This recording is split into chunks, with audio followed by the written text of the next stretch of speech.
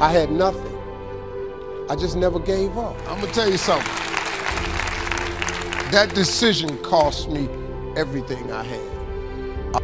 I lost everything. I lost my family. I lost friends. I lost everything. I became homeless. I lived in a car for 3 years. But I just saw this, I saw this vision.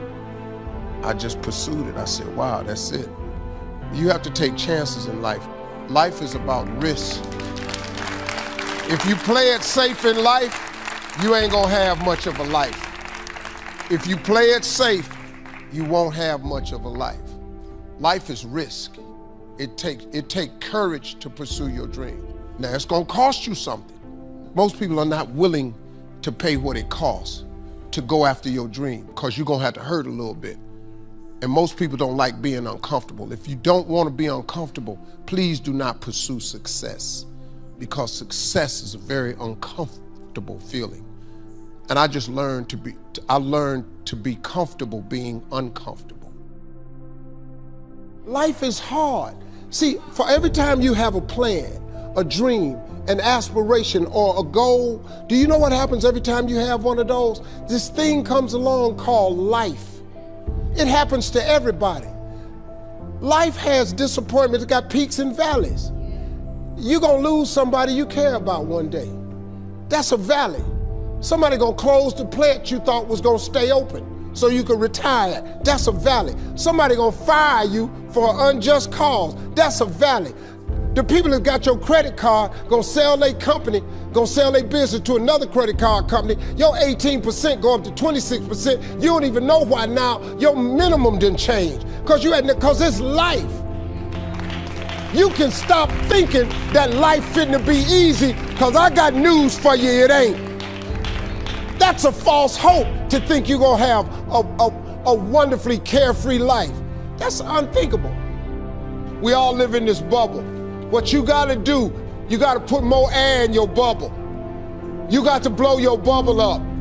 Expand yourself. Take yourself out your comfort zone. Do not live in your bubble. Put some more air in your bubble. If you stay in your comfort zone, that's where you will fail. You will fail in your comfort zone. Success is not a comfortable procedure. It is a very uncomfortable thing to attempt. So you gotta get comfortable being uncomfortable if you ever wanna be successful. Start putting some pressure on. Put some pressure on yourself. Get out here and get about it. Look, I'd love to sugarcoat this thing for you.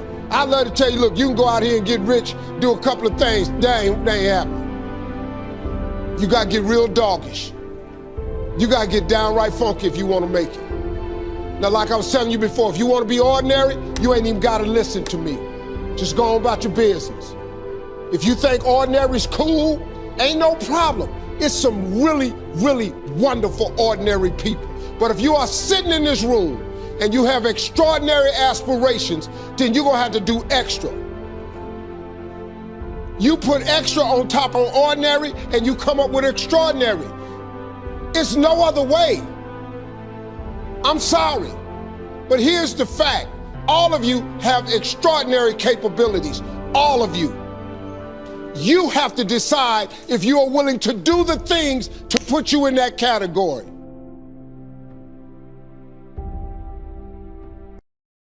What makes the difference in the quality of people's lives? Why is it some people in business or even in life seem to have every advantage? Everything's been given to them. The right timing, the right market, the right technology, the right insight. Or just an average person. Did you ever notice how sometimes the people that were given everything, they were given love, support, education, money, very oftentimes those are the people that spend their life going in and out of rehab. And then you see people that seem to have everything against them.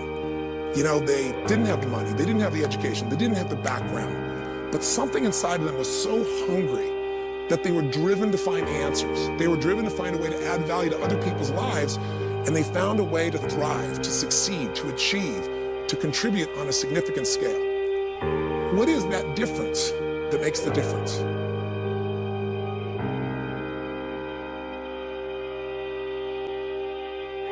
I don't care how much money you make, you only get 24 hours in a day. And the difference between Oprah and the person that's broke is Oprah uses her 24 hours wisely.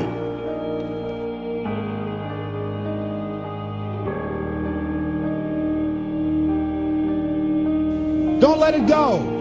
See, and here's something else I want you to begin to look at. Why is it that most people don't pursue their dreams or don't do better than what they're doing if they're capable of doing it? I think that many of us don't go the next step because we don't know what to do yet.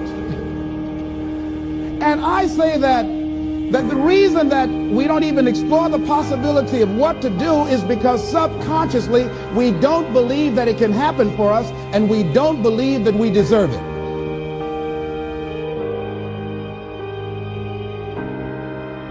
Once you understand how valuable time is, You've begun a journey that you will not forget as long as you live.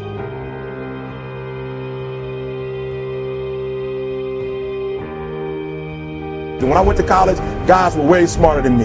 4.0s, 3.0s, they went to the Ivy League high schools, came to Oakwood from these great high schools. Most of them are not doing what I'm doing. Why? Because it's not about where you come from. It's about heart. You come to a place where, being smart ain't enough. You gotta have heart.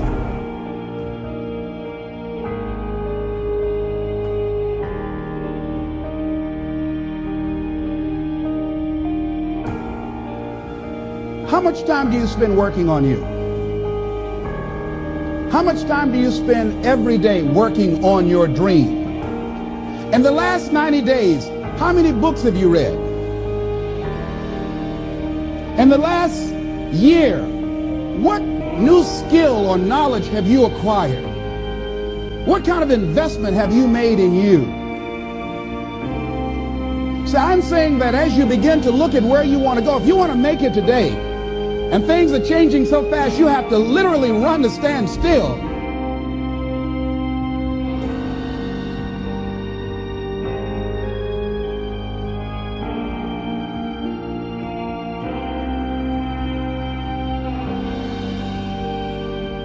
There's patterns that psychologically and emotionally make us not use our ability, make us get frustrated or angry or overwhelmed or uncertain or scared or fearful, and freeze up and not use that ability, that talent, that skill. And there are other patterns that will get you to own yourself, get you to be able to influence your own team, get you to influence customers. In life, we all have to wait. It's through faith and patience that we inherit the promises. The key is to learn to wait the right way. Not discouraged, upset, negative, it's never going to happen. No, the right way to wait is with expectancy. In other words, I know my set time is coming.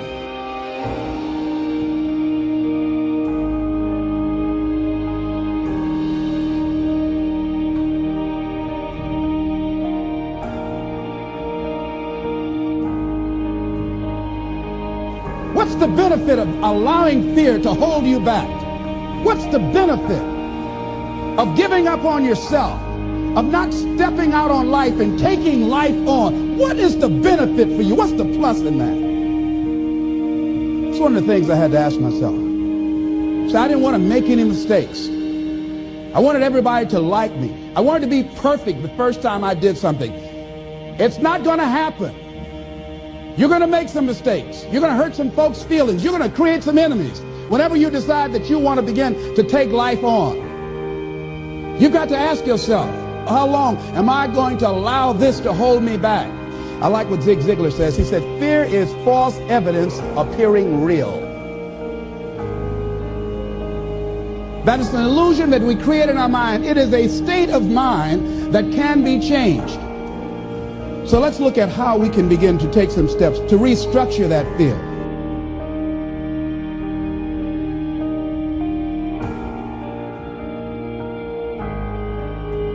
All right, I gotta say this, I gotta take my time because I wanna make sure you get this. If you only have 24 hours in a day, your success is dependent upon how you use the 24.